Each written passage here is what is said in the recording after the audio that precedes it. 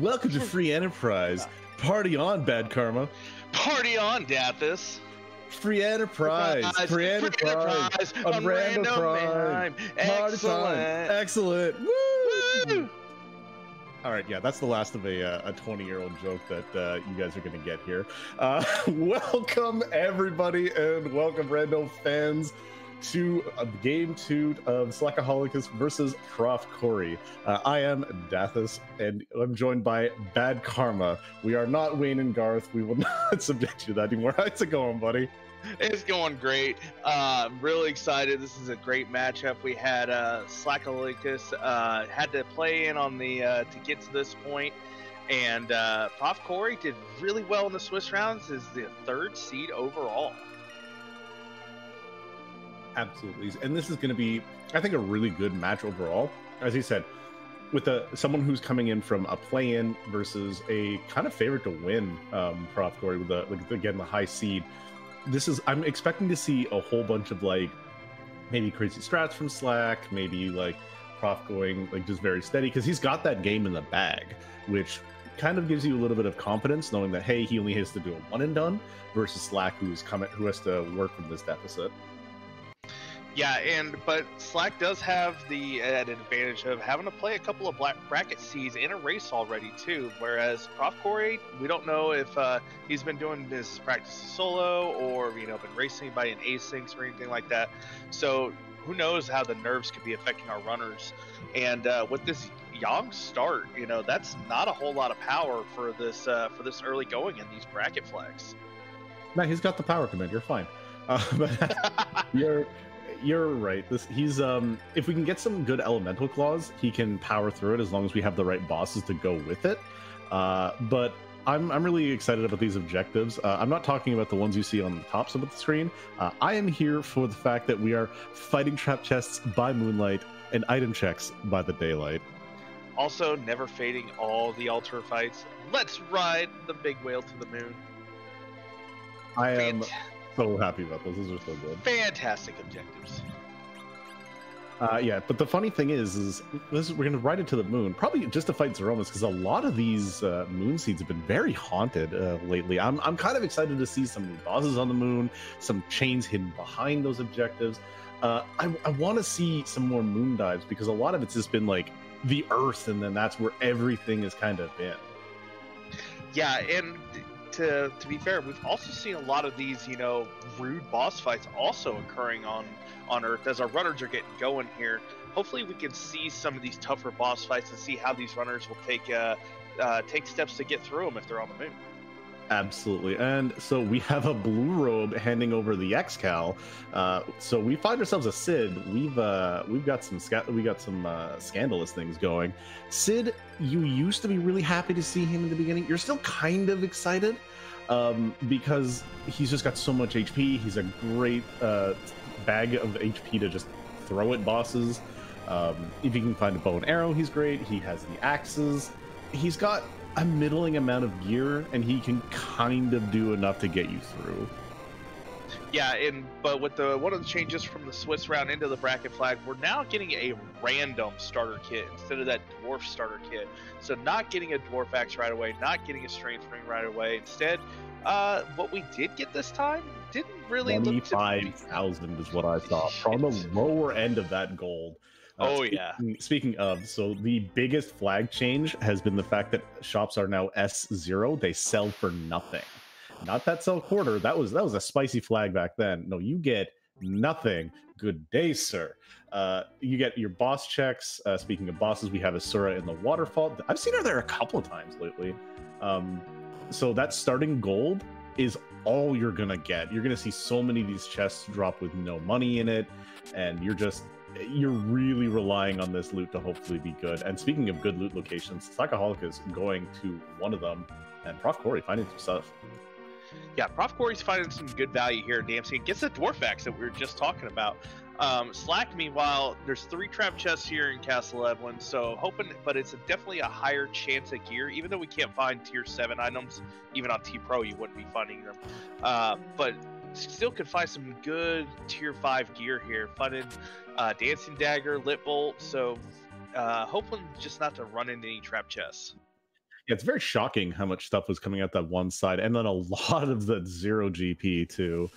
We see it being put to great use. All those junk items you'd see, like caps and tier 1s and antidotes and stuff like that, those do not exist here, and you will get nothing. In fact, absolutely no items. Finding one of the trap chests, finding the second one, it's still really good information, so you know where you want to re-loot and what you want to grab. So far, nothing there kind of is like shown itself to be of great value. I think the Lit Bolt and the Dancing Dagger are the best items in there so far, but that's just me. Stardust Rod, okay, I just stand corrected right there. Overall, not bad, to be completely honest. Where's this third trap chest, though? Yeah, it looks like third trap chest is on the right side. Did find a Blizzard there, so the Lit Bolt and the Blizzard Beak HP base. We have a couple of very healthy fellows in our group right now with Sid and Yang. And a Dancing Dagger user up here on Mount Hobbs with elements. Not bad. This is a spot where you don't mind the EXP being split because you're just not going to be dealing with the fight here. And the fact that we found a Dwarf Axe also means that that Cane is going to be back road. So him being in the top slot in the back row, eventually not going to be a problem and going to be something you want to see. That Yang actually coming in with a really powerful claw. Yeah, that Charm Claw, you know, everyone's favorite claw, right? I mean, yeah. Not quite. But the Charm Claw, the fact that if you want to come back to this Eblin Castle and take some of these fights or that trap chest, you can take these Mad Ogres on a fairly easy spot and do some really good damage to them. But Assassin Dagger too is a whole bunch of goodies here. Yeah. Ninja Shirt as well. If we find an edge, yeah, I expect Slack will be running right back to that Eastern Tower. There was a lot of goodies over there. Oh, absolutely. I'm excited to see what's in the bottom 3 chests, too. But profcory deciding he's going to save some looting for a little bit later. Going right down and getting us our first actual key item check, too. Character check, key item check. I mean, a little bit of bouncing in that area. There's nothing wrong in going either way. Also, interestingly enough, if we did find that Cecil early, that black sword, his best weapon, nice to find. And a lot of good armor for this this squad that we have here between Samurai and Dragoon. Yeah, and if profcory just picked up a Gungnir sitting in Antlion, that is a really high value pick for a lot of people. Slack may not loot anything in Antlion, and that's going to be kind of a big deal. He does not know that Cane's on Hobbs. He's about to find out. But the best weapon for Cane right now is that Dancing Dagger and Dwarf Axe. Yeah, Gungnir is a great weapon, especially if you're going to be jumping and you find an enemy that's weak to that flying element. But I agree. If you're going to be tearing through this overworld, you're going to be using that Dancing Dagger. It is such a great item. Using the vanilla speedrun in this section here specifically, you just rip through bosses doing about 400 damage a shot. We've also found some okay summons for Rydia. We found both Sylph and Odin. We find her, and she can be putting in some early lifting in this group. I am really excited. But that is some dwarves. We got some key items, some J items on Slackaholicus' side, but not so much on profcory's. A couple of hits will knock them down real quick, though. Yeah, 300 health for each of these. Not going to have any issues. This is a fight you do not want to see here, though. You want to see this fight definitely later at a spot, you know, on the moon, as we were talking about earlier. And you know, that's 2 relatively easy fights right off the board here with Elements and Dark Imps. Yeah, and I'm kind of okay with that. Elements can be kind of scary in some later spots, and there's some, especially if you do manage to get some form changes, it can be bad. So this just means that we have some ruder bosses and ruder locations, and getting freebies off the bat, you'll love to see it as a character, as a player, and you'll love to see some objectives just thrown right your way. Please do not tell Ultimate Godslayer that this is here, or else he's going to be very disappointed. I mean, he's never going to find it. He's just going to, you know, leave this until the last location. You would, in fact, be correct. Slackaholicus, though, gets to that fight, showing off the Dancing Dagger strats, and profcory is going to grab this last chest, see what we got. Ogre Axe, though, that is super good. That's a huge pickup for Sid. Gives him a one-handed axe that does bonus damage to those giants we were talking about earlier. Can use a shield at the same time. Sid's going to be really happy. And we'll see if Slack decides to do any looting here in Antlion. Yeah, now here's the really interesting question. We saw Slackaholicus, he like reset out of all the fights in here. But with the armor and some of the stuff that we have on profcory's side, like especially if we can maybe sneak a cheeky rune ring somewhere, do you take that ogre chest fight if you find it? Like, do you like let them show off and go check it, or do you just run right through? And Slackaholicus paid off with the one treasure chest open. If you were gonna open one, that was the one you wanted to open up. Just give Kane that huge upgrade. Yeah, that's really crazy good. Purple robe of a Mylon Zed. That's one you want to actually have the Gungnir Spear on for, though.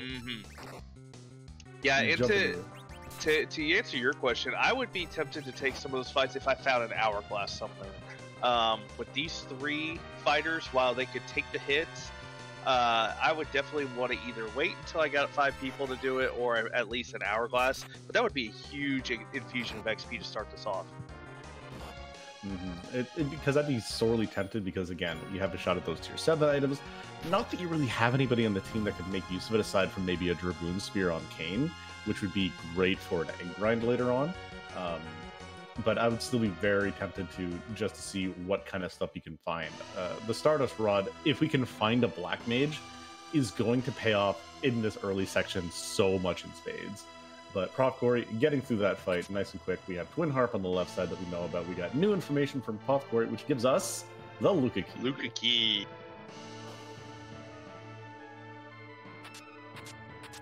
I like getting Luca Key before going underground, because the check that I like to go down and, you know, kind of face check and reset out of if it's something that I don't need to walk out.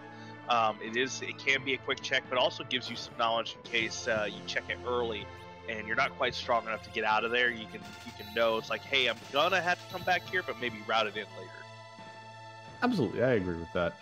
One other thing I like about that is it does open up a very early grind option if, say, we find a Tella or a Fusoya somewhere who is not taking a vacation, or might be one of our 2 characters taking a vacation today. But if so, we have a quick wall. You have yourself a cheeky door grind, which is always a fun little grind to do. And it's janky. It's not as much XP as eggs, but it's still really, really easy. Just resource intensive. Yeah, it takes a little bit more setup and a little bit more timing than just spamming Siren and hit A and, you know, watch things, you know, eggs crack open. But can be, you know, pretty efficient if you get into a good rhythm. Speaking of efficient, looks like Silvara's got some efficient cooling systems going on there. A little chilly from that water wind. We have a blizzard item and a blizzard spear.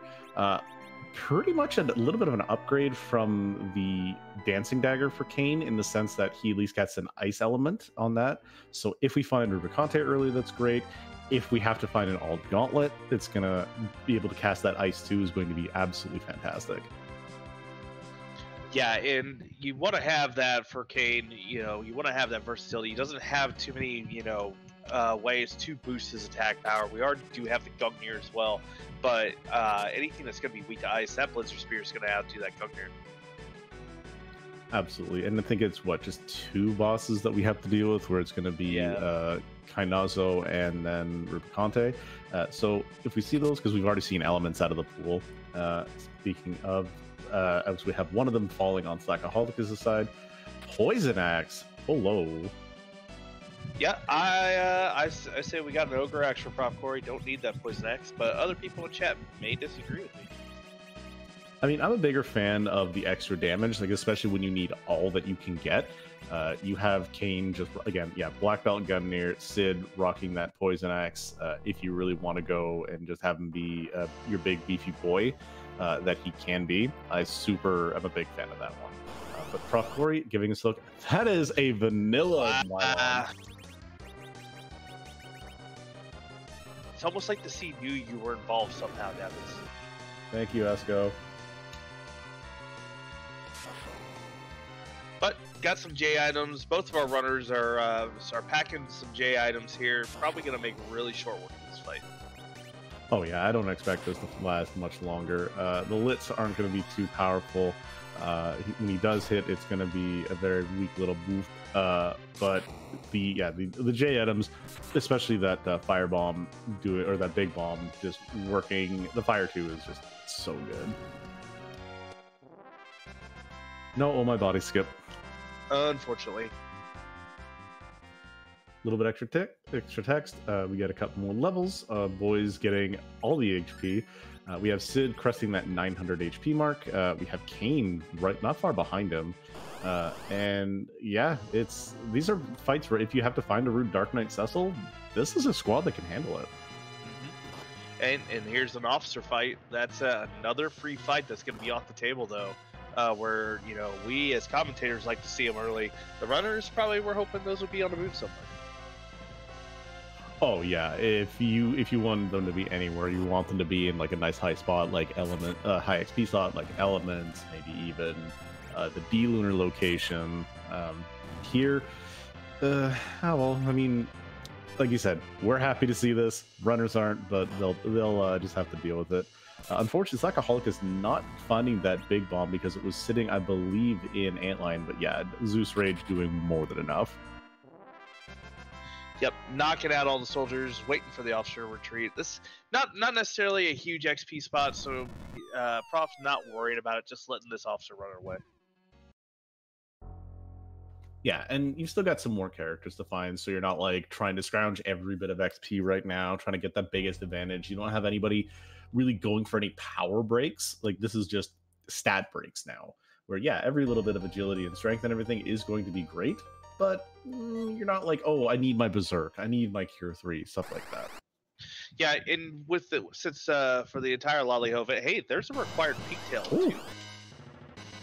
3 and a double, so this is 100% required. Wow. And the fact that both runners, with no incentive to come up here, by the way, besides the 3 boss hunts, which is a great incentive in the end. Like, you have no Cecil, you have no Tella, we don't know if they're even the seed right now, and you're just like, yeah, let's go for 3 boss hunts. And we have a pink tail and a CPU, so this ordeal stacked, required, very, very hard. Now, you know, if I was the Ultimate God Slayer, I'd be really happy to see this because, you know, maybe that harp's not required if we can find where Bahamut is. This is true, and anybody who does fade the harp is someone who is, you know, not a runner favorite because we all love to have our memes, but I'm still curious as to where the Bahamut's going to go. Are we going to find Hook in a root spot? Like, that's the thing. There's still a whole lot of seed, even though about 14 minutes in, we've got about 2 out of 3 objectives, 3 out of 4 objectives kind of lined up.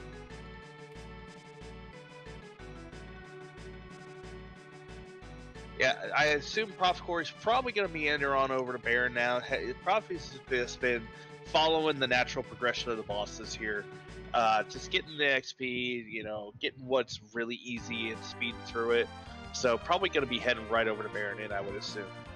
Yeah, no healer, no mage. This is a very safe, very straightforward strategy. Go through the basics, get your character check, get your 3 bosses out of your way that you know aren't going to be that big of a deal, low HP sections. And now that you've got some oomph on the team, you can actually start handling some of these other locations. Again, Baron, you can go to Twin Harp, like, because they're very similar power levels. If necessary, I'd love to see D-Mist hiding at Magus Sisters just to give us underground access. Or we could be in the jettiest seed I've seen in a hot minute. That right there is Bahamut having a drink with Palom in the Baronet. So about that Stardust Rod that profcory does not have. He may not have it, but he could go loot and find it. Even if he doesn't have it, he will have a Quack Kid coming. And that is almost as... Oh, no. Oh. This is fine. You know, with the agility shenanigans of Octomammoth, you know, and how slow this fight is, I don't see either runner having an issue here. No, but this could be, if they're not doing a lot of damage, but this Thunderclaw though is on the other hand. This could be a whole bunch of a worse spot if Octomama had gotten off a nice hit on or a crit on Yang. Yeah, because look at that damage. You do not want that Octomama to get more than 1 swing off. Yeah, and K actually dodged that initial hit, so we'll see if Slack gets a little bit just as lucky. And that is why Kane is best boy. Because he knows how to just, dodge around all the various betrayals that he's going to commit. Look, man, why you gotta do my boy like that? Hey, he's my brother's favorite character too. So I'm just ripping on my brother. So your brother's got good taste. Awesome.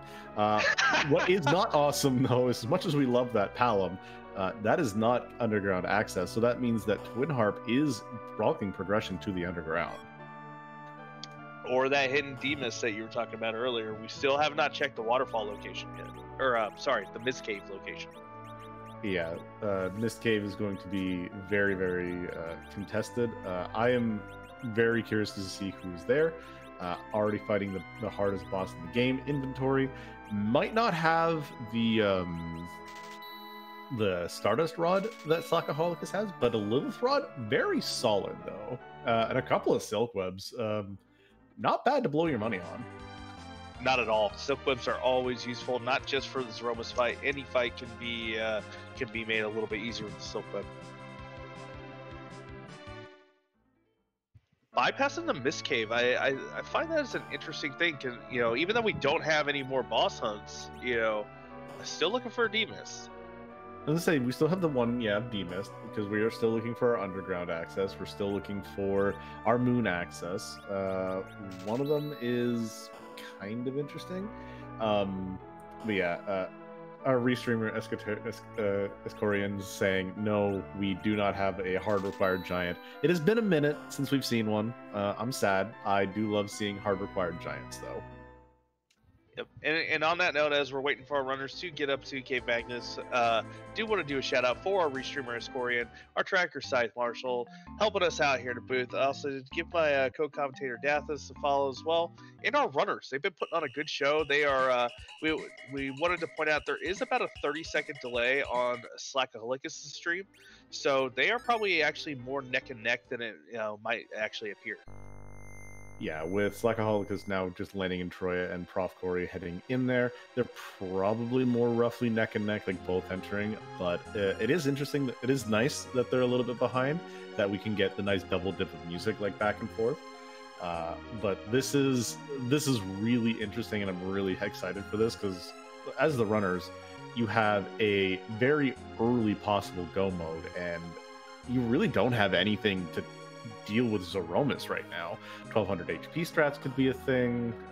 Are really a thing from what you can see here. But aside from that, it's like, I have no healer. I've got no real damage outside of, the 1200 HP strats, and we can't afford those right now. What do you do? Yeah, it'll be really interesting to see how our runners will tackle the rest of the seeding. We're getting, we've only got 3 key items. We're not even anywhere close to 10. Haven't even got underground, let alone moon access. So if we get this early go mode, if this is Hook, this could be a very interesting seed going forward. Also, the really interesting thing would be if we find either Wyvern, Golbez, or Valvalis here. That means that D-Mist is out in the wild somewhere, because those cannot block the only underground access. And I mean, that's what we're really here for, is some crazy little, go find yourselves a D-Mist. And D-Mist at Magus Sisters has probably been my favorite trope, or just something hard required at Magus Sisters is my favorite thing of this tournament. Yeah, with the various boss hunts that we had to do, either through Swiss and bracket rounds, that Magus Sister spot, it can, you can forget about it. profcory making great use of that kamikaze that I found. Uses Edge or Yang to take out Palom. Slack not choosing to do that, just going to go through the spellcast. I don't think he grabbed it. Actually, no, he did grab it, so it might just be more focused on getting through here. But I see we have some helpers going and picking up an Edward. Is there something going on? I'm not aware of anything going on.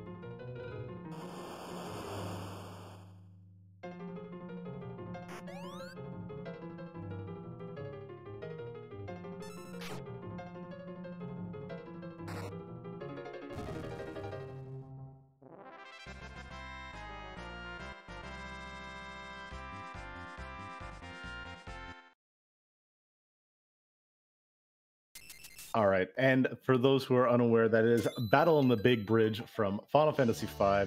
Gilgamesh Hook Group represent right here, by the way, up on this side. I'm so excited for this. That is Crystal too.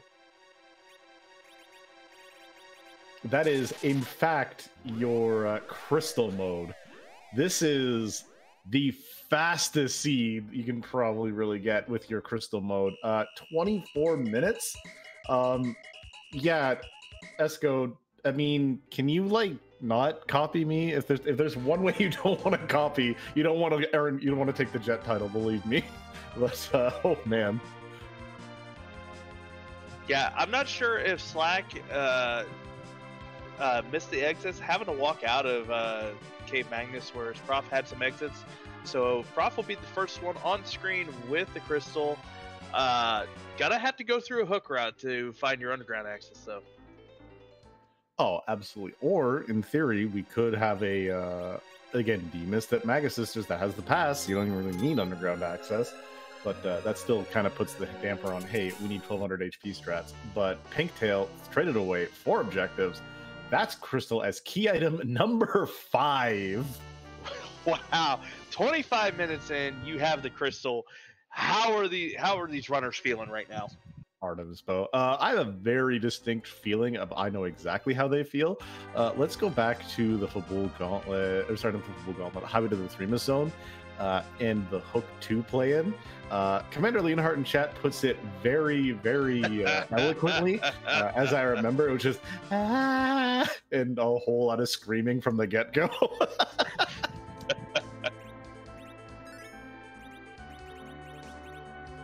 But yeah, this is basically, you're going underground, you're going to find a squad, you're going to find a way to get some levels. The biggest saving grace here would be you get Darkness Crystal really soon, and Edge is here, so you don't have to worry about buying your way of the grind. You just go steal some Sirens and then go from there, because you've got Yang power with Thunderclaw, and it's a good time right there. Yeah, the question then will become, though, is, how long do you do that grind? And, there's our Sirens. Wow. I agree with the Bacchus purchase versus the Sirens. But how long do you look maybe for a white mage, So the big thing is you have to find out where you're going to get your funds for the 1200 HP strats. That's the biggest thing, because you have to burn some money on these Sirens, and then you have to go buy Star Veils, and I'm not well versed in them myself, so I don't know how much it's going to cost to get through it, but it's not really what you're looking for. But with another Yang into Yang into Yang. I really wish profcory was walking around as Yang. That's yeah, the Spider-Man meme come to life right there with all of them pointing at each other. Sorry, I have something to do later. Unfortunately, though, this second Yang not going to be able to join our party because we have no dupes turned on for the bracket flex. Absolutely. So you're going through your hook route. You're going to have 4 characters. profcory kind of okay, considering he did have the dead Palom. So he's going to be okay on that. He may brute force this and get some XP on some of these giants that you can kind of just beat the crap out of. It's getting through who's ever here besides this Yang is gonna be a slog. It's going to be rough with no healer. Yeah, both runners finding that cat claw there as well. This is this team is starting to get a little bit more well geared. You know, it's gonna be able to go through at least that karate fight pretty easily, I would assume. So, Scythe Marshall kind of bringing up the thought process that I had. So, hear me out. We have a Drain Spear and Sword. We have Bacchus Wines. Kane solo at this point? I don't see why not. That's about the only way that I could see getting through this hook route, depending on who the second fight is. Who the King Queen Evelyn fight is, because even with those extra levels, your big thing is like I was saying, how are you going to heal through those punches and those kicks? As far as I remember, the physical stat here is nothing to scoff at.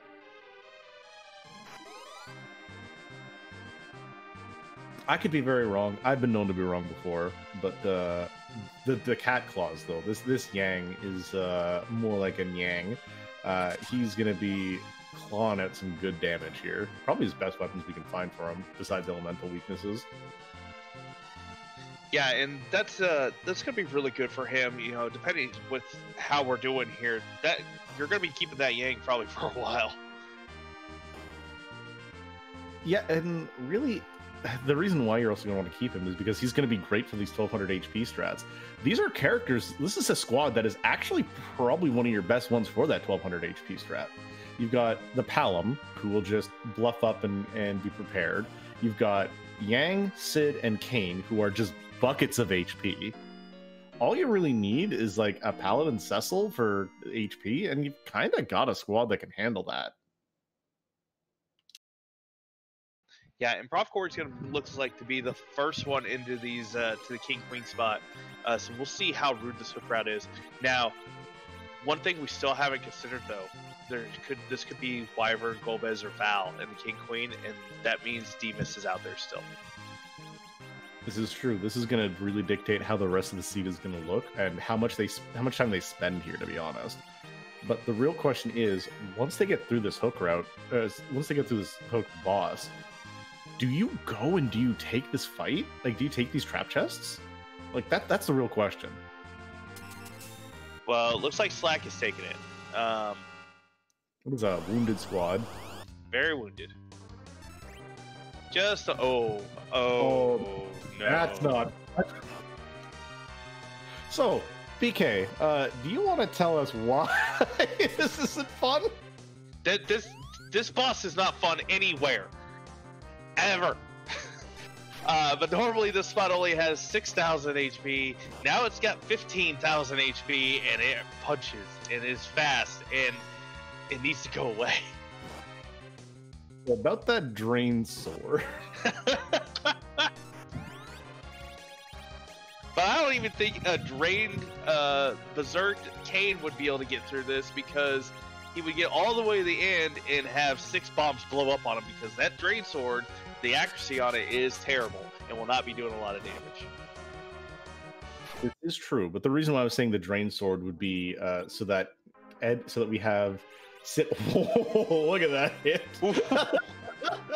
So yeah, about some of these trap chests, my dude. I think I like Slack's strategy. If Slack is going to go take some of those trap chests in Castle Eblin first. Yeah, we have a bit of agility messing around with, and I do approve of this. We have Kane. Yeah, he's loading it up. He's like, what do I have for this boy? What do you mean I don't have any arms? Give him some stuff. Yeah, this Kane is going to be how you're getting through. He's your tank, he's your DPS, and he's just gonna be like, yo, this is how we do it. But I'm super excited to watch this go through, and yeah, I'd lower your battle speed. See, profcory thinks he's got the ability to go through, and I hard respect him. And this is what you do. You don't just throw your way at the underground. You have to retool, and doing that is a really heads up play. That's why profcory is as high of a seed as he is. Yeah, and recognizing that, you know, this spot is going to punch hard, it's going to be fast, you've got to find a way to get this agility under control. Sid doesn't need gear, he can just use this strain, you know, this dwarf axe. He's not going to be the reason you get through this. Kane jumping, Kane berserk is going to be your bread and butter here. Yeah, this is basically, Kane's got it really under control. So we have a couple of people in chat, and while we've got a little bit of time, welcome Zoe Vermillion, my fellow vanilla fan. How do you feel about a 24-minute crystal mode with a mom bomb in King Queen Evelyn and Yang, the actual boss, at Rubicante? Same here. I hate it too, but I am so down for this as well. So as you see, our 5 characters that we have a starting Yang, Sid pairing, Kane at Hobbs, Palom at Baron Inn, and then another duplicate Yang here in the underground. And we were, you know, ribbing on Esco for, you know, rolling a jet seed. This hook route, there are a number of rude combinations in a hook route that can be rude. This is up there. This is up there. Slackaholicus, though, doing the ogre chest here, great XP. Doesn't get a life glitch on the first one, but I mean, in all honesty, you kind of just want to take these down first, and I super agree with it. That Sid is taking next to no damage, so I'm kind of curious what he's wearing.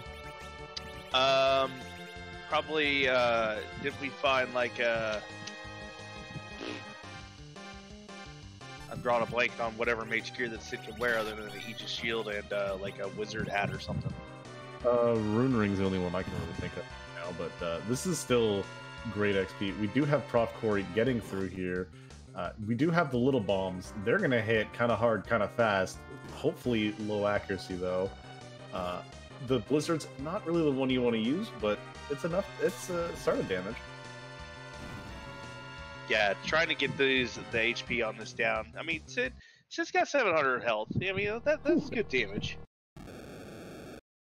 I don't know what the life split here was between the big bomb and the little ones, but 6,000 HP total originally, so...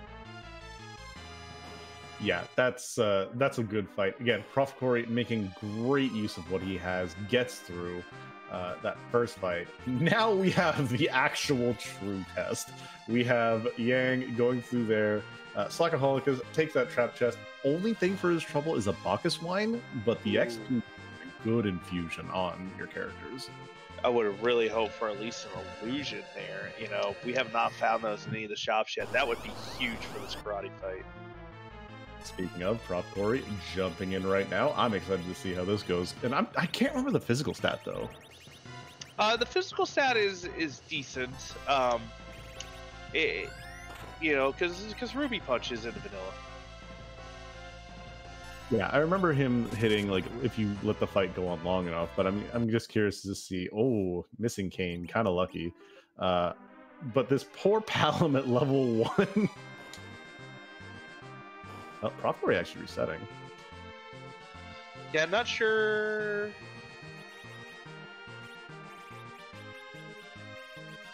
Slackaholicus getting the bad news. Oof, that's it. I wanted to take off the Blizzard Spear. Yeah, that's pretty big because he had already berserked his Kane, and Kane was throwing that icy spear out instead of the Odin spear. Absolutely. Gun in your spear doing a chunk of damage more. This is... I still would be very curious to see the Drain Spear through here, but this should be, you know, just as good. 400 damage to that poor Palom. Oh my. To be fair, level 1 Palom. The poor kid just wants some experience. Hitting quacking anytime soon. And where is Slack heading to? I foresee another visit either to the Cave of Blana for some more XP, or to Castle Eblan proper for those trap chests. See, these are the other way if you go about these fights, is you just kind of look at this fight and you go, you know what? I'll deal with you later when I have a little bit more HP to get through. Maybe he wants to get the kid some HP so he can survive. Who knows? There's a whole bunch of different ways you can approach this. Yeah, the cabinets and tents, I believe, were in Fabul Castle, which with the way our starter kits have been and stuff like that, those are high on my list to try and make sure that I'm purchasing them when I see them. Yeah, but as we see here, oh, that's a chunky hit on that. That again, Yang's barely got any equipment. He's front row. He takes trucks of damage anyways. This is a scary fight in my opinion as well. But I don't foresee a whole bunch of issues with this Kane and Sid. Kane popping out about 1,000 damage though. Yeah, this is a very healthy spot, so we're gonna need Kane to do some high rolls. Oh, but only hit for 6. This Kane is very well armored. Yeah, between the high stat armor he has and the high evade in the black belt and the headband, he's not going to be taking a lot from those physical hits, but the kick itself, as we see, is doing a bunch of damage. That's where he's going to be in the real scary situation. And no healing for Slack, going right into Castle. He does know where all 3 of these trap chests are. Oh, and something that our tracker is pointing out, Scythe Marshal saying that Sid is actually berserk right now, so there is no heals to be found. What HP you have, that's all you got, buddy. I suspect profcory would just put the controller down and went to the bathroom. That is absolutely fantastic. The mad lad himself, profcory, doesn't take this bonus chest. He's like, I've got what I need. Gets underground. 39 minutes and some change, gets through probably one of the rudest hook routes I've seen in a hot minute. Yeah, with this character combination, the items that we found in our shops, I do not envy these runners at all. Wins the underground, 39.52. Are we gonna get a boss peak? Ooh, free! I am really excited to see that.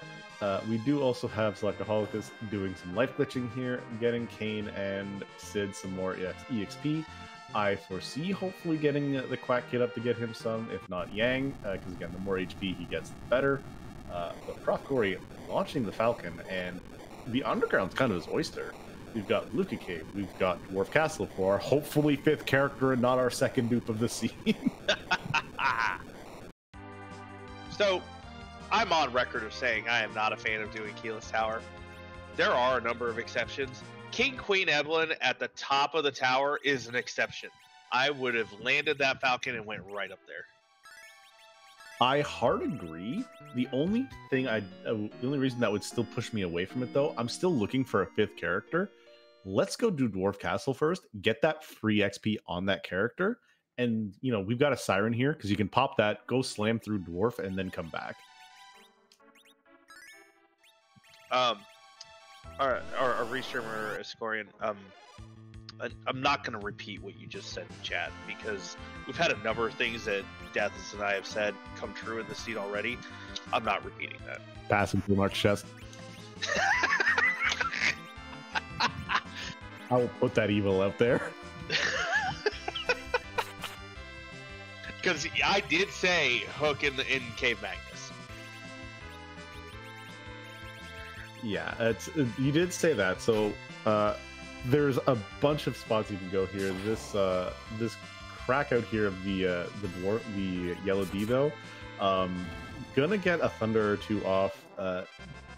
Pretty decent. I think it's a 10% HP hit, but the damage that they take is gonna be next to nothing. The XP here, get this Quack Kid up some levels, is kind of the more important thing. We've got Virus. I think it's 1 level or 2 levels off of Quake, which is pretty much all you really need to do. You crack a 2nd egg if you want, definitely that Quake to make sure you can handle everything. But I think, in all honesty, you kind of just go. But profcory, no, he wants that Quake on the kid.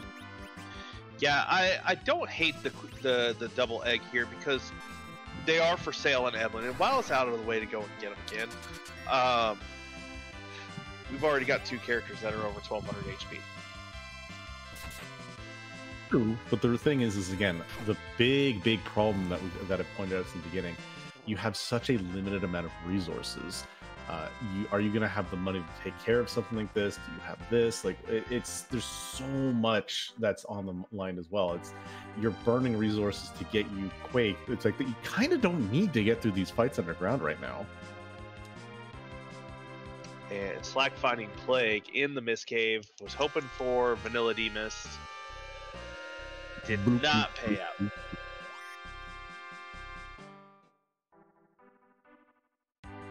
Yeah, this is still a very rude hook seed to be going through. So I don't blame him for kind of just looking at what he's got and saying, "Nah, we're just gonna go do this." profcory though heals up at the pot and is gonna give us a look at who's chilling out here in Dwarf Castle. I'm really hoping we find ourselves our 5th character, but in the same token, I really want to see another group. This is a moment where you wish you had the camera on our runners and see that dupe and just see the head hang. You know, we can curse the runners as much as we want, but you see that and it's like, oh. Speaking of seeing something and going, oh, did you see who this boss is? Yeah, I did. But we do have a Quack Kid. This is very true. However, if Vigan does get a punch or 2 off, it's not going to be fun. No. Even for Sorcerer row, back row, Palom, this Vigan's going to just tee off. So hopefully we can get looped around to the Quack Kid and he can take care of these arms. Let's put a little bit of a perspective on that.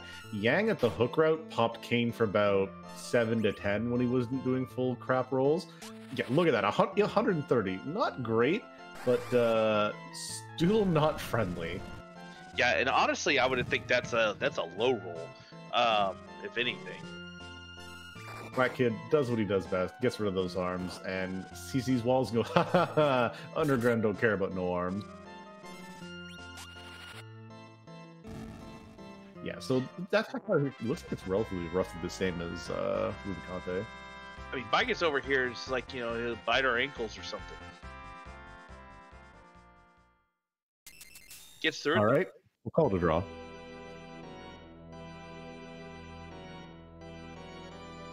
Just a flesh wound. Nicely done. Oh no, that's a Lunar Sparkle. We've only seen one so far. Ooh, somebody in chat called it. So, shout out to Old Finonga. I apologize if I say it incorrectly. You, in fact, called that we have an Eddie here. He gets to eat the ground real quick, though. And we have a Quack Kid who's like, no. You guys are not welcome in my house. Yeah.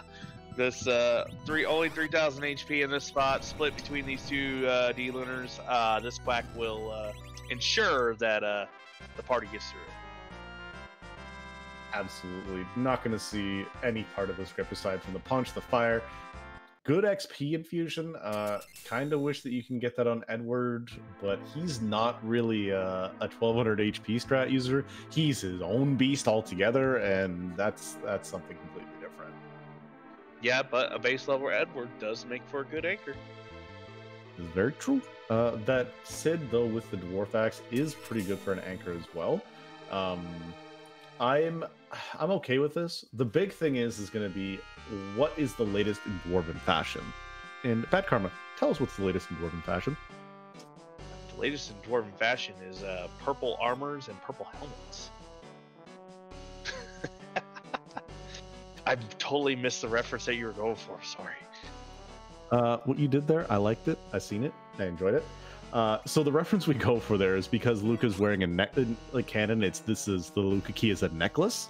So what is hanging around her neck in the greatest in Dwarven fashion? Apparently, plain shirts are the greatest in Dwarven fashion. Very true. That's only a heroine robe. We have no character that can use that right now. So it's and hey, look, some for sale. See, she just bought it at the shop right here, and she's like, "Look, I bought this for you." Yeah, she just went over to the gift shop and be like, listen, I want to give the runners something nice. It's really expensive in the shop. And just, has all the money at Dwarf Castle anyway. Probably got a discount too. I mean, she probably had it gifted for free from someone who's like, oh, Luca, you're so great, and you're going to be such a great engineer someday. Let's give you something nice, and did that. And this, unfortunately, this location here not really having anything besides items. And profcory leaves the meme objective, does not see what that farmer is. Yep, just in profcory's mind, that dwarven farmer is always a farmer. Meanwhile, though, Slack is working on these bombs, trying to get as many of them down before they start exploding. Yeah, it is through the worst part of the fight, really. If only that Sid was at a higher HP. Castan Thorage just gets all but the gray bombs out. If he can, oh no, that's no. Oh, you hate to see it. Yeah, unfortunately, didn't have the Kane in the back row, so Kane was taking a whole lot of damage. Not sure if Slack's Kane is back row glitched or not, as profcory's was. So we will see how round 2 goes. He adjusted his battle speed a little bit.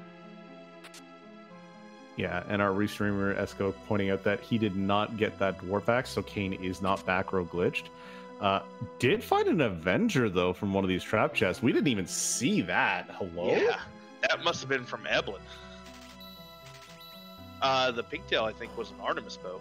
Yeah, Pinktail was Artemis bow, so that might have been from the Eblin Castle's Hourglass twos. You would have loved to have seen those a little bit earlier. Yep.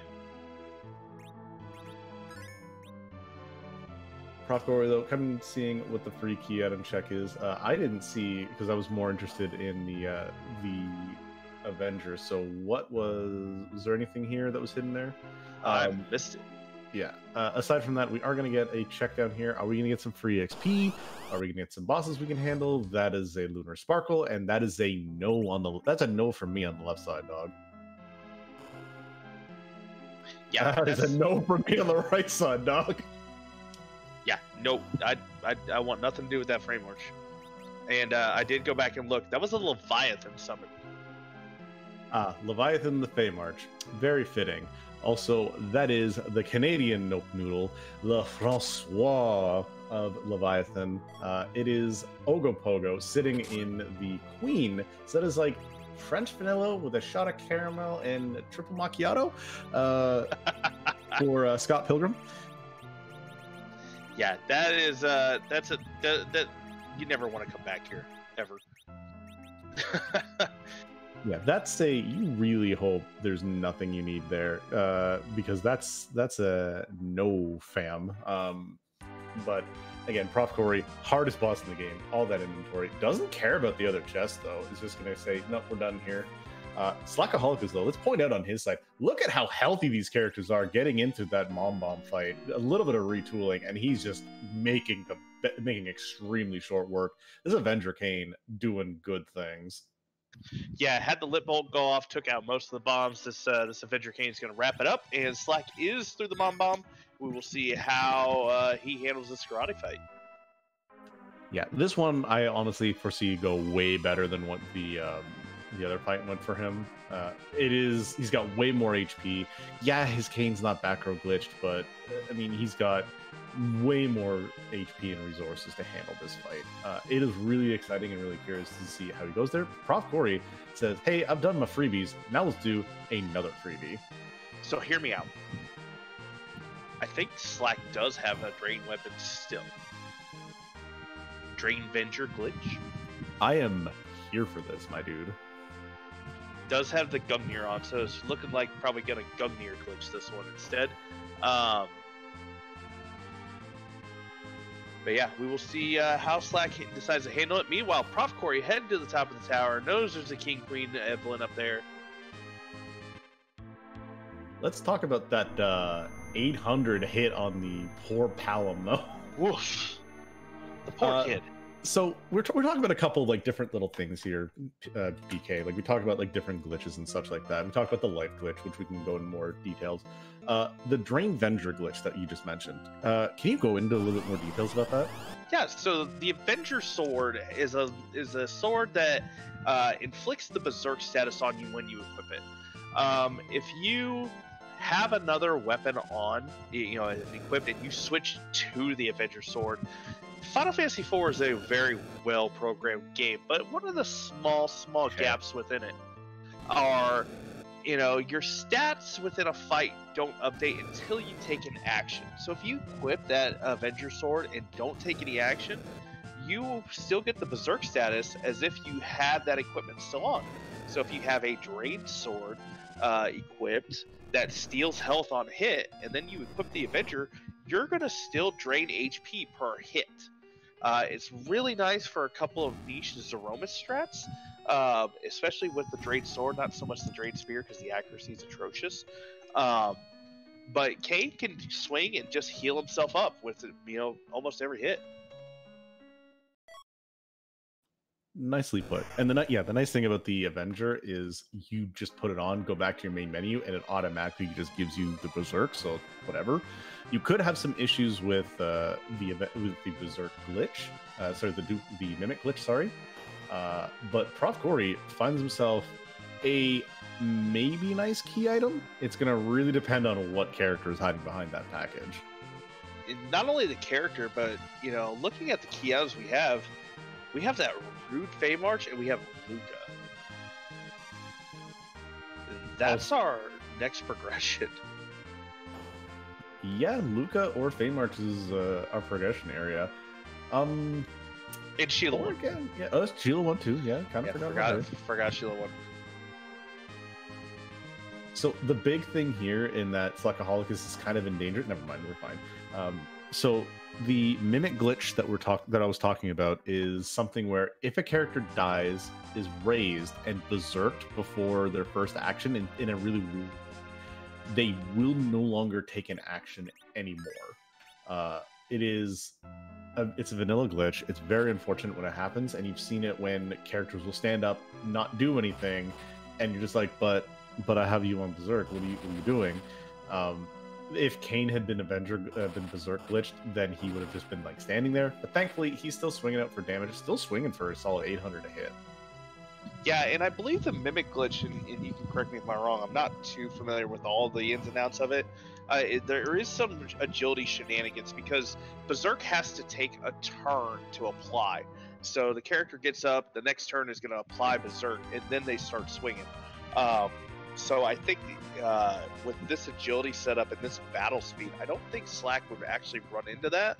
I think that you would maybe find that a faster spot, but I could be wrong. Hey, sounds good. But it's very interesting to see that he's, again, not having that issue. And again, one more swing, hits for over $1,000, knocks down that karate. Slack is through at about 55 minutes. That is a seriously, again, way to get underground. This is not a kind way to get underground. Yeah, not these runners are seasoned, but some of this stuff is just super, super rude. Yeah, and Prof doing the miscave check. Slack is going to be getting his Falcon, and we will see who this package character is. Yeah, I don't hate the check. He hasn't checked who missed was yet. Has the package, goes here. Rias? I take that. I take that, actually. Yeah, no other white mage in sight. I'm very certain we either A, have an Asura orb in the inventory right now, or we've seen it for sale. That Rydia could be your healer. We, in fact, do have an Asura that I've seen picked up on profcory's side through his looting. Whether he's kept it or not, that's a horse of a different color. I don't think he did. But yeah, that Rydia is probably the only healer we've seen right now. And in theory, we could not see both Rosa or Porum. Both of those white mages could be sleeping today. Or the one could be hidden behind a very rude location where the Earth Crystal... Ooh, vanilla bad. That's my 2 scoops of vanilla. I am very happy tonight, Esco. Yep, Mylon and friends in their vanilla spot, and now the vanilla pan. So profcory is probably going to run right back to the Feymarch, then right back to football. Oh, I 100% agree with that. So the only other thing you could do is keep your save outside of Sheila. You kind of keep... Actually, you know what? No, Scythe Marshal brings up a good point. That's also Vanilla Iridia. I completely didn't even realize that. That is another scoop. Yeah, holy crap. I'm very disappointed in myself. You know what? We can forgive ourselves for it. That was an adult Iridia. True. It was adult Iridia, and we were more like, a healer though. We were distracted by that. We'll save that. How's that?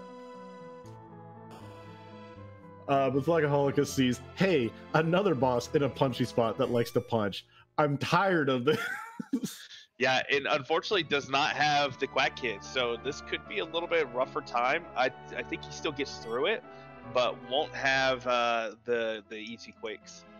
Yeah, the Avenger is going to be doing more than what's necessary for it. And the Bacchus Wine, yeah, it's going to be a different strategy. This is going to be, again, power overwhelming. But as we see here, yeah, the same power is what is in the underground.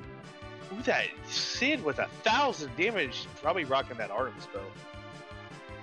Oh, definitely. I don't blame him to be rocking that right now. Also, we did have the Silps giving us a spoon from that. So I do agree. That's French vanilla. I get another scoop-ish. This seed is something. I'm so happy to be a part of it. Yeah, this is a seed, all right. Let's just say that. The Palom, using that kamikaze, I think Slackaholicus may have found his anchor. Oh, that's go mode.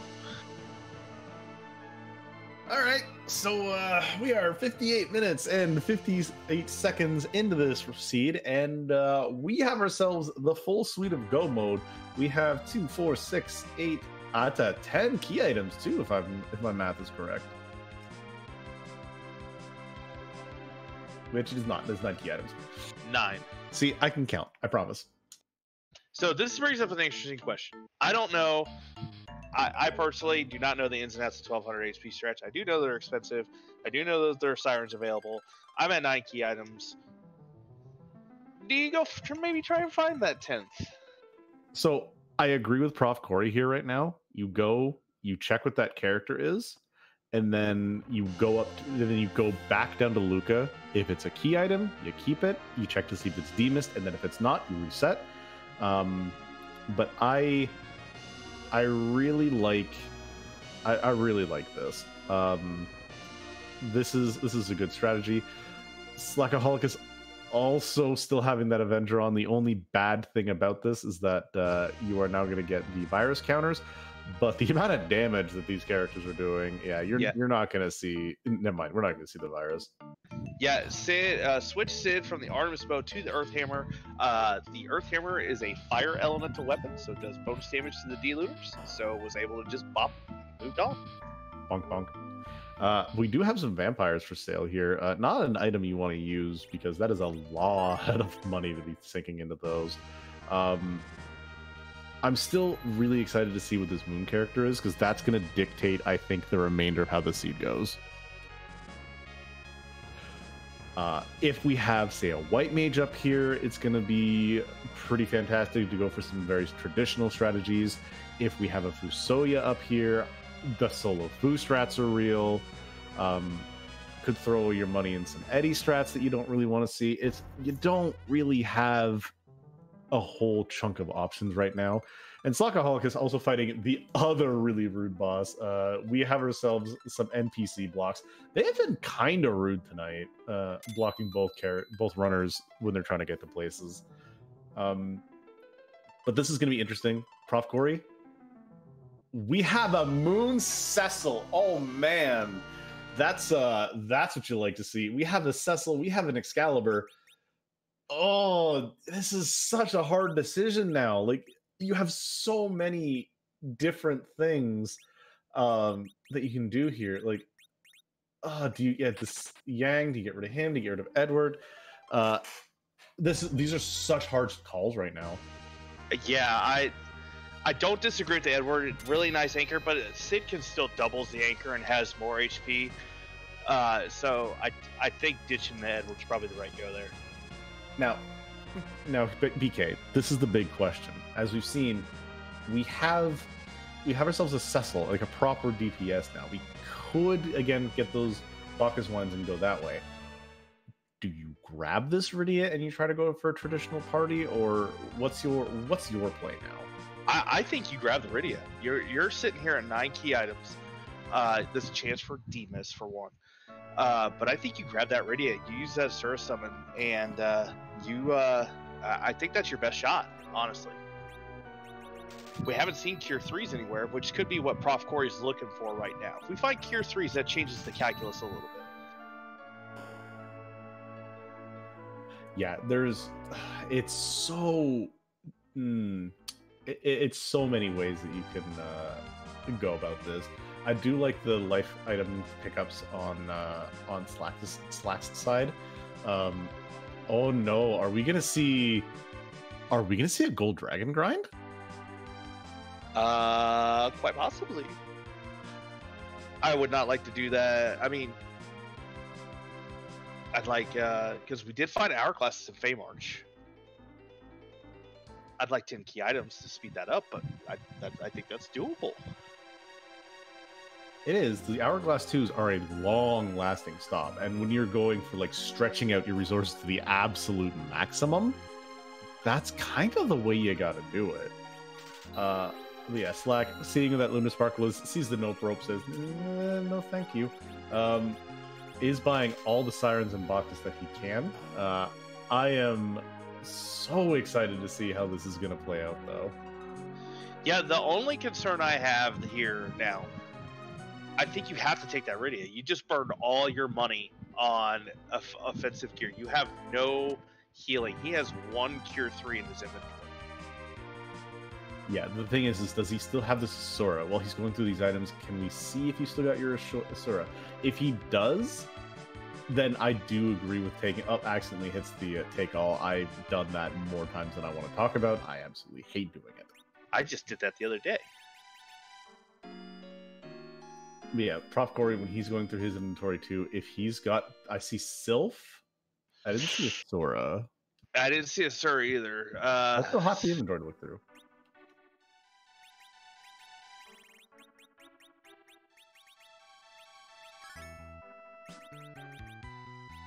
Come on, scroll through. Do we have it? Do we have it? There it is, right there. I saw it. Okay. Is not going to take it, though, because he's going for... Looks like he's going to start cracking these eggs. Oh, yeah. If you're going to rely on Rydia for Asura strats, you want to get her these levels. She needs health. And I think profcory might just be going with this group. This is a really bold strategy. Are we gonna? But the thing is are we gonna get our 1200 HP strat? I think we're getting our 1200 HP strats. That is just killing off Sid because he doesn't want to get any more agility. It's very possible. I mean, Cecil is gonna get 1200 HP within like 2 eggs. Yeah, and that's the thing. It's like he bought the 8 eggs. So are you just gonna go to like power overwhelming at that point? He's gotta be. He doesn't have any money for Cure 3s and Starbits. We haven't even seen Cure 3s. But here's the real question, though. Why not go and do, or are we going to do like 1 or 2 eggs and then maybe go underground or maybe go to Luca Cave? Yeah, because I mean, the big thing is we're 1 key item away.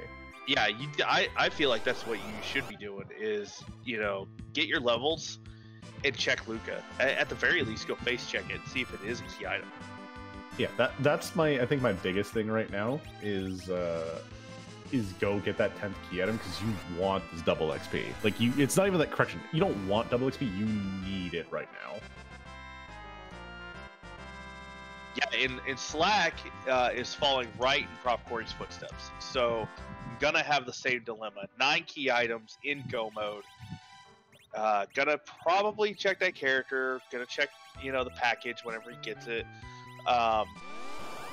Man, it's such a tough call.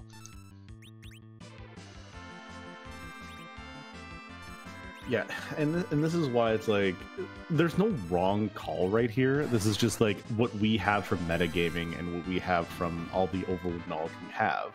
And each runner makes their own decisions based on what's in the moment. I think going for the 10th key item for the grind is going to be better. Maybe Luca K pans out to nothing and profcory saving himself like the 3 minutes to go check or however long it takes. It's a back and forth, right? Like we don't know at this point. Yeah, and we don't know what's going through the runner's minds either. So it could also just be this is what profcory's comfortable with. Wants to, you know, get the levels, get this Xcal Cecil swinging, and hopefully between Kane and Cecil and Yang, we'll just do enough damage to get through it. Absolutely, and Slackaholicus does get this package, is catching up in key items. The big question is, like, he's still running this very well for what he has. But you have to understand he's in a more stressed mindset, most likely, because he's got he's down the game. He's really got to be playing, and again, that hook route was nothing to really do, but just like a kind of wall. That's a stymie you do not want to see, and seeing like that can put you on tilt. It's not fun to play from behind like that. One hard wipe is enough to push you to is just enough to push runners sometimes. And profcory heading back to the moon. Now, is he going to be taking some bosses and checks here, or what's going to happen? This is the big question. I think face check K value would be perfectly valid right here. You could see that boss without committing too much time into it, as profcory is going right into lunar subterranean. But I think I would, if I was still sitting at 9 key items, I would probably at least, you know, look at that boss and see if it was free. Oh, absolutely. But again, decisions here are, you know, very interesting to see. That's something we're gonna have to talk to him about afterwards. And he seems like he's well versed in these 1200 HP strats, because that's what it looks like he's going for here. If he just runs right down to Zeromus. Yeah, it does have more sirens. We'll see if he stops along the way. Maybe get some gold dragons. Yeah, there's still a couple of freebies left. We got Water Hag, we've got Baron Guards left. They're less free, but they're still somewhat free. Could maybe be looking for that at the White Spear and Ribbon Altars. I'd probably do White Spear, check that, get a key item, hopefully Ribbon's a free boss. And that's the dream right now. Yeah. But I'm just really curious to see what his routing now is going to be. Are we just going to run to Zeromus? Are we going to not? But Slack is making a really smart decision. Gonna go find that vanilla pan. If he chases that, he's still behind and trailing profcory, but he's not as far behind as he thinks. Did Slack skip Dwarf? No, Slack didn't skip Dwarf Castle. Has it? Sorry. Yeah, he's done pretty much the exact same kind of steps that we've had with profcory. Another non-check of Luca Key. So it is really interesting just to see, like, that again, these are the right calls at the time. It's really interesting to see that a lot of the routing is very similar for some of these runners that are in the top percentages here. Yeah, these runners have actually run pretty identical routes, other than the early looting where Slack went to Eblin Castle and profcory went to Damson. Oh, here's DKC. Oh, you hate to see it. That is not a fun spot to see that Dark Knight Cecil. I didn't even see how much damage that wave done, but that was in the 800s, 7 to 800. Yeah, this is a nice XP spot, but no, you're not getting it, unfortunately. I would be tempted to, if I have an hourglass left, to do a gold dragon before doing that. Yeah, or maybe profcory. No, he's just like, nah, I got the HP, I can do this. He's got a couple of Cure 3s in his pocket, so I don't disagree with this, especially with 2k HP on some of your characters and an elixir right there. Yeah, I agree with this. Yeah, but I'd be wanting to save some of that for Zeromus. Curious to see who he's prioritizing here. It gets the Kane. Kane's gonna get this 100,000 XP. All right, that's a solid choice in my opinion, but I mean, that's just me. Is gonna life up the Cecil. That's another really interesting choice.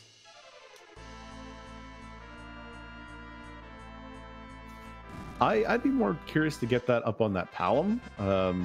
but it is really interesting to see, again, different decisions. It's really neat to see. It's like, oh, as a runner, this is where I would go. This is who I'd try and get the XP on.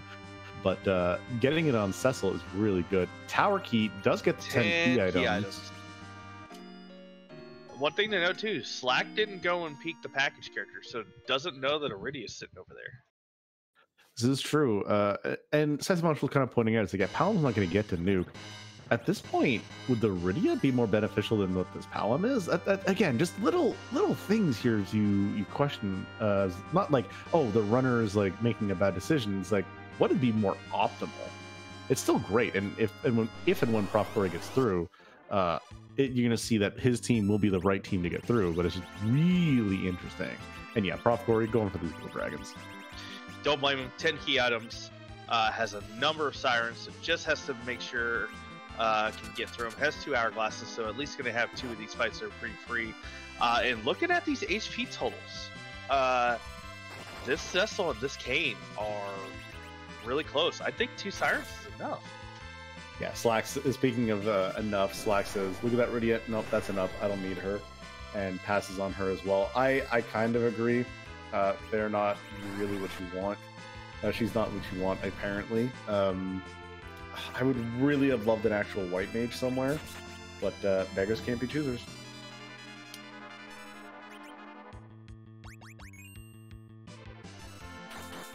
Yeah, this Quake doing so much work, gets a life glitch off. Gonna give him, as pointed out by our tracker, it's gonna be 480,000 XP. Should get Palam pretty much to nuke. It's a great amount of XP. Oh, 2 life glitches per fight. I was mistaken. Yeah, this will be 360,000. You're right. So 360, still great, as we see 5 levels coming out on pretty much everybody. Yeah, and that's going to put Cecil at the 2,300 mark. This next one is going to put him over level 45 for sure, which is where I would want my Cecil to be if I was planning to have him hit as fast as hard as possible. So I do foresee...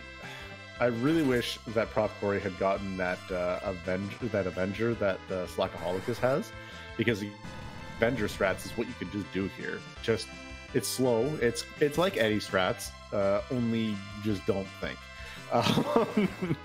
You just throw on you go from the Avenger, go from the Train Sword, go to the Avenger, and you just kind of put down the controller and say, Bursel, take the wheel. Yeah, Slack heading back into Evelyn. I think this is a dip for Bacchuswines. He had already purchased a good number of sirens earlier. Yeah, the resupply is real. We saw profcory doing something similar. We do see a sleeping stopped dragon, so I mean, even if he unstops, he's still going to be napping.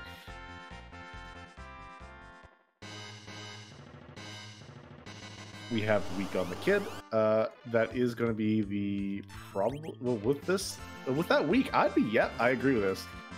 Yeah, he's wanting Palam to get nuked.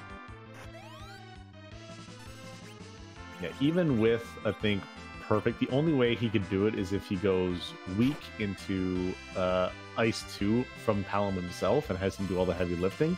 He might hit it at that point, but that's really about it.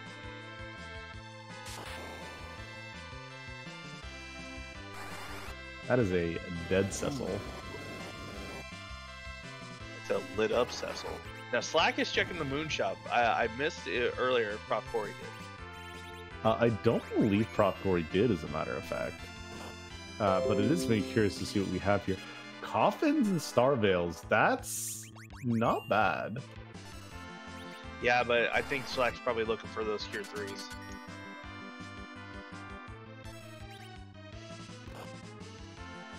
Yeah, so with no Cure 3s in a very obvious spot, that does mean that we do have a white mage somewhere in the seed. Rosa or Porum exists. That's a given. That's one of the flags that is out in here. Means that we are going to see them somewhere, whether behind the Earth Crystal, whether behind the Giant. They just exist. Yep, and there's not quite there. Going anyway though. yeah, could take this White Spear Altar fight, which I would agree with him doing. But we do see exact same squads, both sides. Slackaholicus takes this. Cecil says, please come to me and help me, my friend. So Slack is just a grind behind now at this point. He definitely needs to get level somewhere. Let's see where he decides to go. X-Pancras, we have a starting Excalibur. Yeah, that Excalibur that's kind of been sitting in our inventories, burning a hole. We're like, hey, where's the Cecil to use it? He's on the moon. He's like, hey guys, I'm late. Excal says, don't worry, you may be late, but you'll always be great. And with profcory done with his grind, heading down, BK, we have some things we do here. Like we randomize, the song, which was, a very banger for me being in the Gilgamesh group. Do we randomize anything else? Like, I mean, we got the bosses and such like that. Do we randomize the last boss? There is one boss we don't randomize, and that's the Romus. He's always the last boss that we face, unless we have some other objectives. He's too powerful to move. He's too ugly, but we can make him prettier sometimes. There's 520 chances for him to be prettier. 528, I believe, is what we're up to. So we do like to ask ourselves a question, and do you want to do the honors, Tathis? No, my friend. I started this run out. You tell us. You ask the question. Then the question really becomes, is why must we kick a cute butt? No, yeah, you're absolutely right. Also, additionally, whose butt's gonna be kicked tonight? So we have the crystal being thrown by Sid. We have a couple of shakes.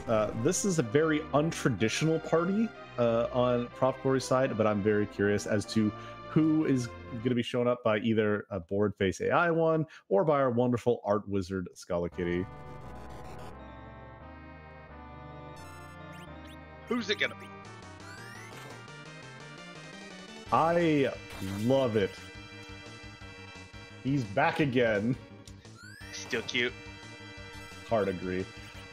So we did have a question in chat from Orion300. Did we forget to fill in objective 1?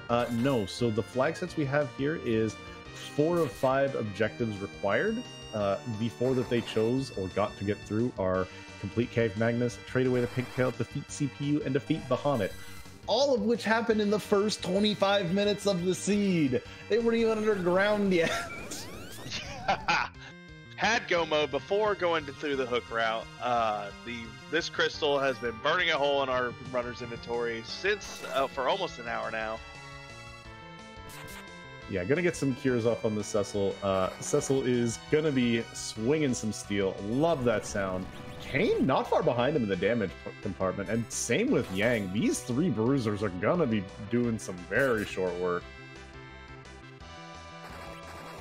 Yeah, they are swinging hard, they are swinging fast, and they're swinging angry and drunk on wine. And we see Slack going to seeing what's on the White Spear Altar. That is a Pale Dim. That's not a fight you want to take. So we're like, you know what, we'll deal with this later. And is instead coming and seeing the good news of how much damage he's going to take from this Dark Knight Cecil here. Taking a reset, yeah, that is, if doing this at battle speed 6 is very rough. Yeah, unfortunately, I believe profcory may have thrown a Silk Web. I can't remember exactly. But also to note, Slack only has 1 cure too. Yeah, either didn't buy them or burned them on other fights, which again, not a bad thing to do. Any way to get through fights is a perfect way. Most likely through that flip route. That was, again, very rough for them to get through. profcory, though, keeping his characters fairly healthy. This Quack Kid, not really doing Quack, but instead throwing out some viruses. And we have, again, Bruisers just doing some damage. Oh, Reflecting Ice 3 is my bad.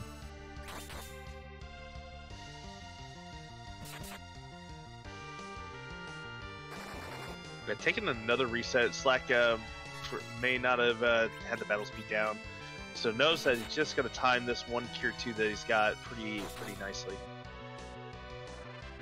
Yeah, that's the part. It's like you spent all your resources getting through. It's like, okay, now I've only got this to get through. Is actually just gonna straight up throw an elixir on Yang. I'm kind of here with this. Again, any way to get through these fights, great way. Gonna take 1600 total, so he can just get a life potion on who he thinks gets the most XP out of here. Yeah, and again, Cecil being brought back up. I love seeing like the mirrored strats on runner side. It's something very entertaining.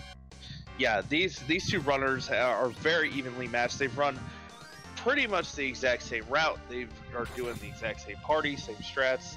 I would expect Slack to get his 10th key item and head right back forward to start doing Gold Dragons. Oh, absolutely. Has more Sirens to use, and he actually bought more Hourglass 2s, so he can spend a good chunk of time getting some XP. But profcory seeing another big bang come on the screen. Let's see how much damage this does. Do we have Sid and Talon go down? That is the question. Yeah, they do. That is an unnerved big bang. That was a chonky boy. But that is the flash crack bang boom. GG's up to profcory with his first place finish. Takes this in 2-0 in official time of 1 hour, 22 minutes, 59 seconds. Chat, get some GGs for an extremely well-run Jet Seed, and we're going to see if we can get profcory in here for an interview. Yeah, extremely well done. Get those GGs in. profcory ran an amazing race, and we'll look forward to talking with him about it here shortly.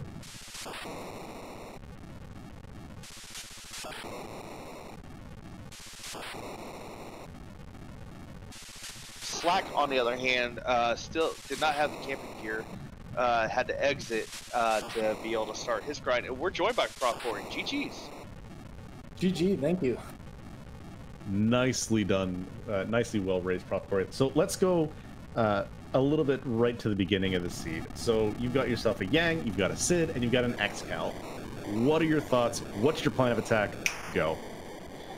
Well, Sid start usually just means like go, go, go. Like you're not spending a crazy amount of time looting. Lucked into finding the Dwarf Axe and then the Ogre Axe, and then also the Gungnir for Kane. So that was like shockingly good loot for that party. It was pretty helpful. So I was like, okay, good. I'm set up. Just gonna blaze through this as fast as I can. And then as I kept picking up more and more pieces of go mode, like,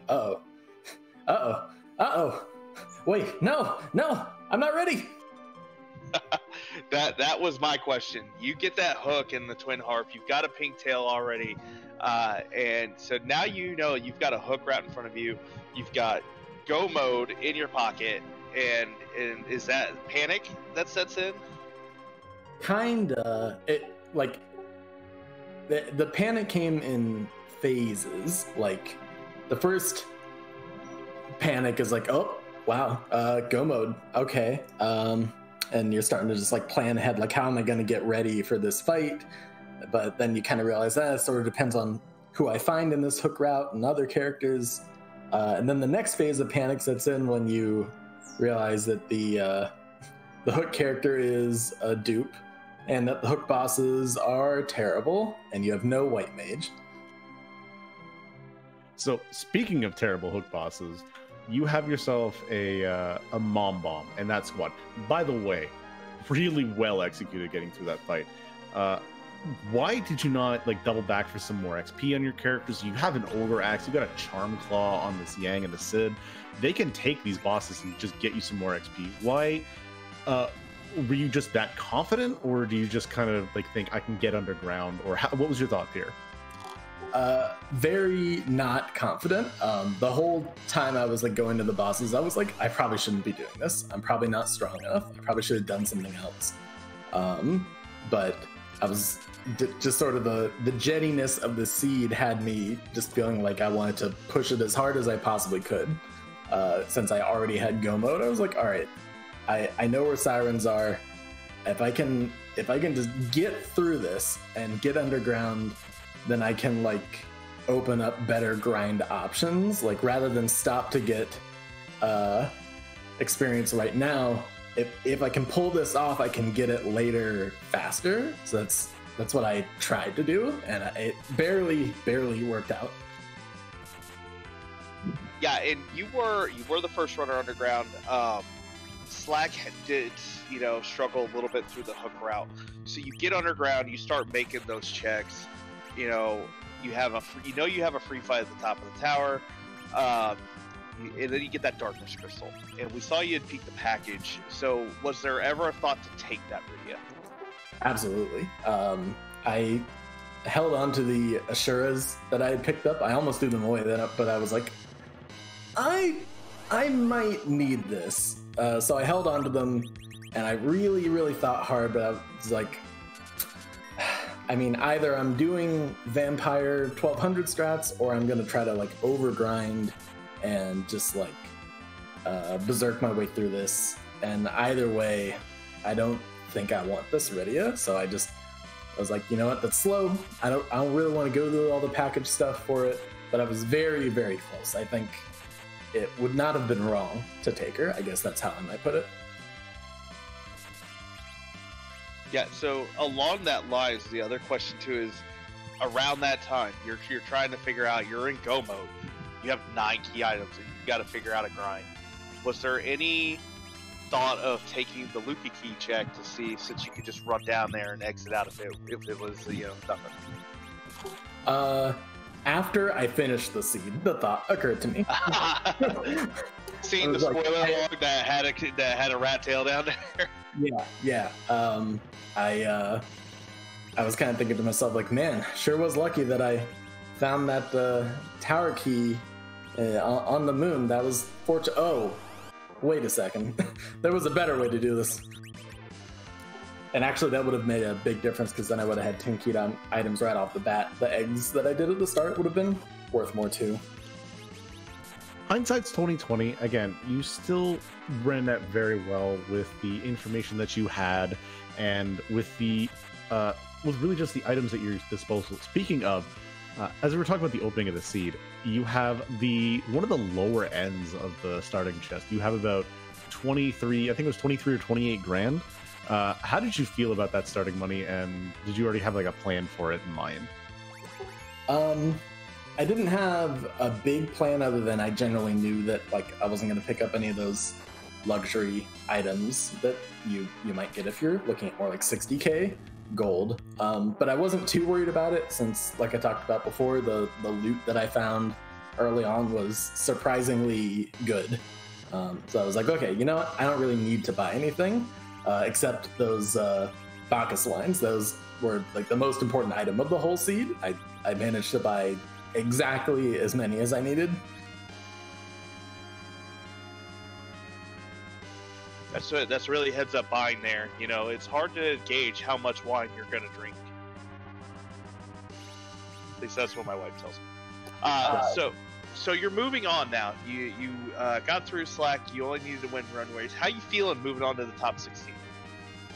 I mean, I'm obviously I want to try to keep going. I really want to push this as far as I can.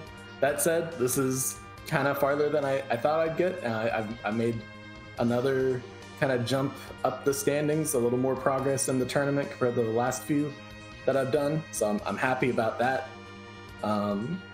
So I'm feeling good. I don't think next round is going to be favorable. This one I kind of took as a coin flip. Slack and I in round 6 of Swiss, we played each other, and that race was like a minute apart. So I was like, man, sure glad that I have 2 games to try to beat him, because I feel like it's a coin flip. Next round, I'm gonna do my best. And that's really all I can do. I've been very happy with kind of how I've improved over the course of this tournament, so we'll see what happens.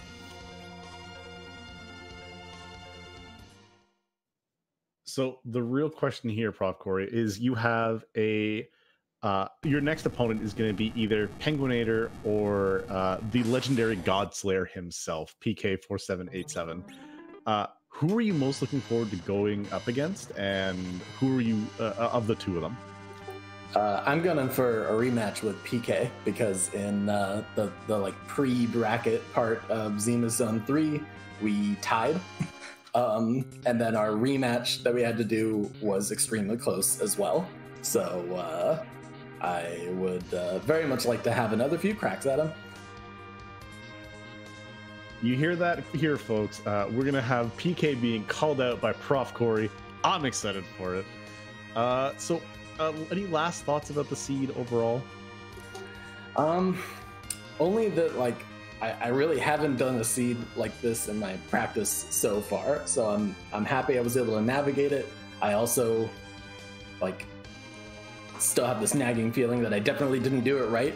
Like, I'm pretty sure that a better player or somebody who was more composed would have gone with 1200 vampire strats, something like that. But I just didn't feel comfortable with it, which tells me that it's something I need to practice. So I have a goal for the next week. There you go. That's a really big thing.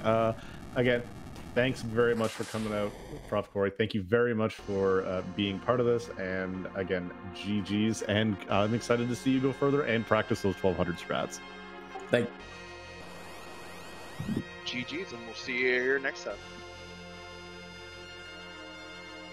So again, first place winner going on to the next round is profcory. 1 hour, 22 minutes, 59 seconds. Again, GG's out in chat again for him. Give him and Slackaholicus both a good follow. They've done some great races. And again, even though Slackaholicus' run is done in the tournament, he is almost done this seed as well, throwing out that crystal. And we're going to see again Lord Englishness rejoin as we have the fight start off. Quad Zerkers, no healer. BK, how do you feel in this fight? That's you get them all up and you put the controller down and hope it all works out. Absolutely. I am super excited for this. We get the Silk Web out. We have Sid being the first to drink the wine. I really hope this counter nuke goes on Palom. Ooh, actually goes back on Kane. Not ideal, but you know, can recover from this. Palom's not going to be doing a whole lot, so may have a Cure 3 or something to throw on there. That last Cure 2. Oh, chooses not to put it on there. Interesting. Oh, he's gonna have Kane try and jump and dodge the first big bang. That's heads up. So we talked about like how Eddie can hide and dodge Zeromus like that, but do the jump and dodge in the first big bang. It's basically like that counter nuke did absolutely nothing. Lucky with the timing here. These, yeah, gets it. Look at that. Very heads up. Super good on his part. But yeah, as we're talking, there's other ways to dodge it, and basically the counter nuke was the equivalent of the Big Bang. And unfortunately, Palom, he's done his job now. Yep, and look at the damage that's coming out. Sid doing 2,000 to 3,000. Yang doing 2,000 to 3,000 damage. This Berserker group is going hard. The only bad thing about the Cecil right now is with the Avenger is we don't get to hear that sweet, sweet swish, swish, swish from the Excalibur. Oh, I know. The swing swing is definitely what you want to hear when you're taking down, Lord English. Show wing. And yeah, he's doing it very interestingly. He is healing up the Cecil with the Cure 2, and I think he's using Kane as a chemist, this pseudo, with what he's got left. Heals him up, and he's going to be jumping. And considering Sid and Yang have all this HP, all they need to do is just absorb another big bang, and they're fine. You're going to be timing these jumps. This is really, really smart. Yeah, this is a really great way to tackle this sort of fight. You have Kane. Your natural inclination would probably be to go ahead and just zerk him up and let him go, but it looks like that, just gonna try and nerf this with the Silk Web, actually. His best target right now for this big bang, for the counter nuke, honestly, probably the Sid. Maybe the Yang, considering how much of an HP pool he has left. Best case scenario right there. I think he's got this in the bag. Oh yeah, that Yang's gonna eat another eat this big bang, no problem.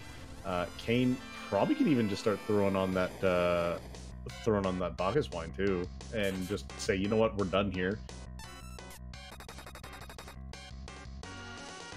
Yep, got the nerf. Unfortunately, Yang down, but Cecil and Sid still pretty healthy.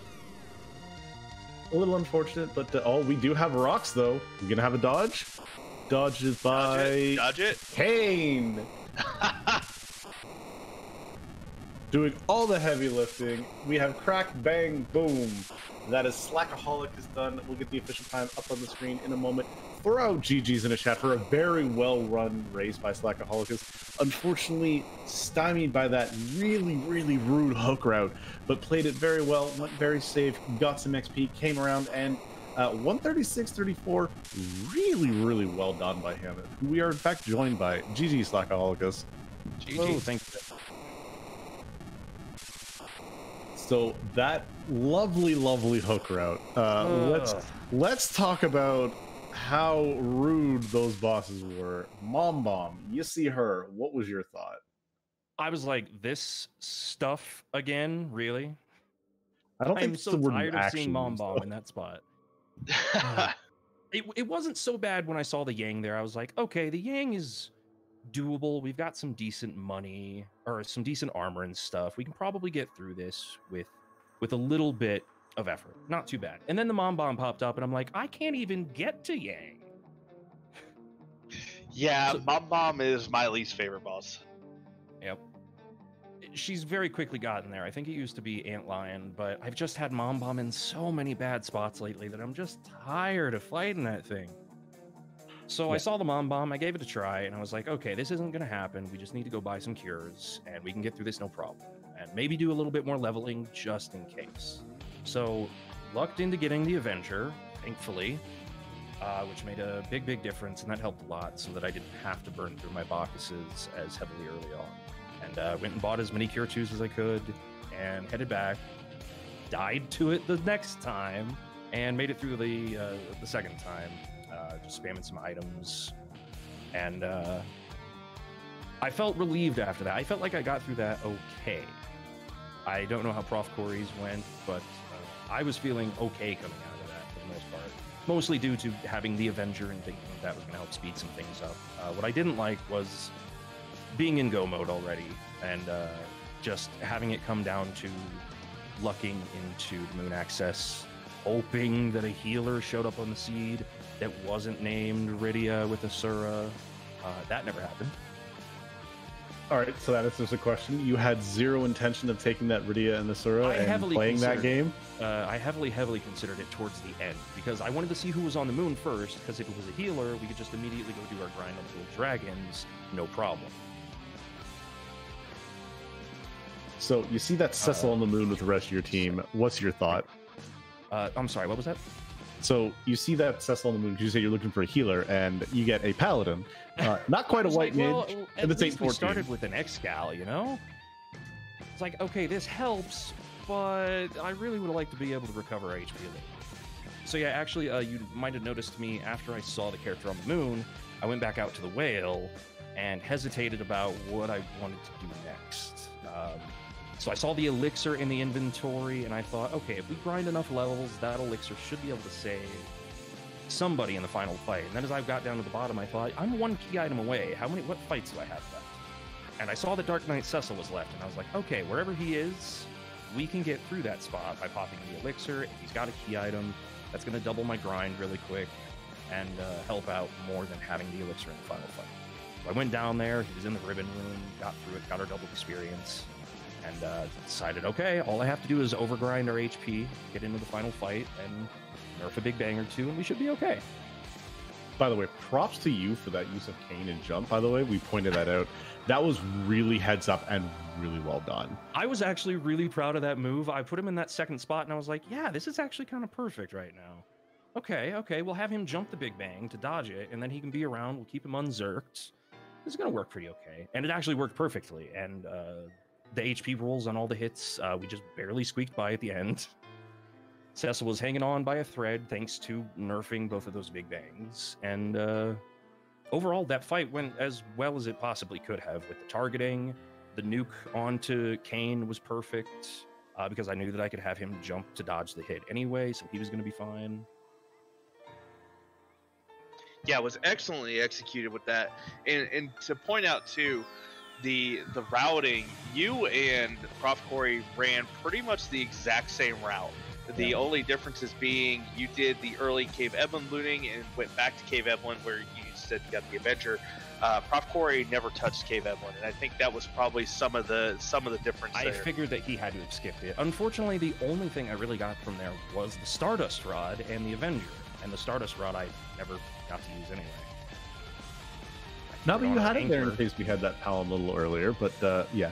So yeah, you still ran very well. You had a lot of great potential loot. You had that dancing dagger for Kayn, which was really beneficial. A lot for the early game. You also got really lucky with the one chest you looted in Antlion Cave being the Gungnir, by the way. Gungnir, I was like, oh, thank you. I can't wait until he's strong enough to actually do more damage with this. Yeah, we were hoping, because profcory went through Antlion before you and did a lot more looting in Antlion than you did, so we were really hoping you would at least hit that chest. There was also an Ogre Axe on the way out of Antlion. Yeah, that was much better loot than most of what I got out of Eblin then, especially for the time investment. Yeah, so you came into the seed going, let's get a little bit of the mentality from the very beginning of the seed, because this is a really big thing. You're already down a game to profcory because of seeding and everything. How did you feel coming into this overall? We had a very close race last time. We actually raced in Swiss, and I lost by about 50 seconds. So I knew that it was a very, very good chance. It could go either way. It was basically a coin flip, in my opinion. I knew Prof was very good, and I knew that I had to play my heart out. And I was really hoping for some strong loot out of Eblin, because I assumed that he wasn't going to make that same play. And that was my big gamble at the beginning, and it didn't play out, especially with the team that we had. Well, I'm sorry, Death. Go ahead. No, you go ahead. I was going to say, unfortunately, with the loss, that means your time in the Lali-Ho League has come to an end. Yeah. How'd you feel about the event overall? I had a blast. It was super fun. I am eagerly awaiting whatever next tournament does end up happening. I personally hope that it is a Sea Hero flag. I think the Sea Hero flags are just super interesting. So I'm hoping that we see something with that next. But I thought that these settings were fantastic. Like the giant being locked was super fun. Especially the bracket flags with the money being as tight as it was. I thought that was super cool to play around with. I just had super fun with everything. Yeah, great to have you around, Slack. I'm really excited to see how you go, how far you go in the next tournament, and again, excited to see you do maybe some pickup races currently. But again, really well done. 136.34 for the way that seed went. Really nothing to be disappointed at. Thank you. Yeah, I look forward to seeing more from you going forward as well. Like I said, Gatha said it. That time on this seed, I don't envy you having to go through it. I'm glad I was in the boot for it. I don't envy me for having to run it. I'll put it that way.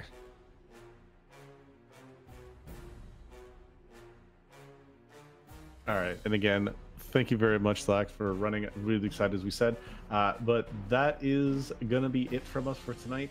Slackaholicus, give a follow to both runners. profcory and Slackaholicus ran really good seeds, and also to the guys who got to do all the hard work behind the seeds. We had Escorian, who's running the seed and running on the show for us. We had Scythe Marshall, who's doing our tracking. They got to do the hard work while Bad Karma and we just got to meme it up here. And again, give a big shout out to Bad Karma 62 for putting up with my shenanigans. It's too much vanilla for some people to handle.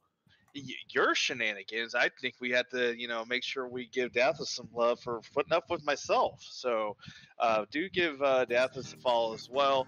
It's always a pleasure to work with you and Esco and Scythe as well. I look forward to doing more runs with you guys. Hard to agree. But Bad Karma, since we're done here, is that it for the night? Are we just done, or is there more free enterprise to be seen? There is more free enterprise to be seen. You may recall from Prof Corey's interview, he wants to go up against PK.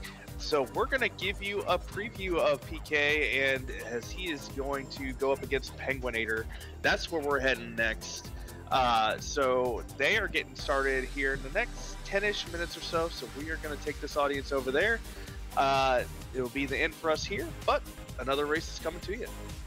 Absolutely. And from all the admins, don't spoil when we get over there. Spoil it and you get bonked.